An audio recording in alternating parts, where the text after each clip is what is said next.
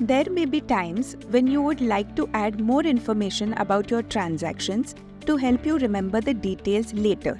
For example, you may want to add a photograph of goods you sold to a customer, or add a transaction that you missed adding earlier, or even writing a note. Let's see how to do that. At the bottom of every transaction page, that is, income, expense, payment in and payment out pages, there are 3 or 4 icons. The first is a calendar icon, which allows you to enter a previously made transaction which you may have missed adding. For example, you took an auto to the market the previous day but did not make the entry. This is where you can create your missed transaction with yesterday's date. The second icon is the attachment icon. By clicking on it, you can add a picture from your phone gallery or by taking a new picture. The third icon is a notes icon, where you can add a short note about the transaction.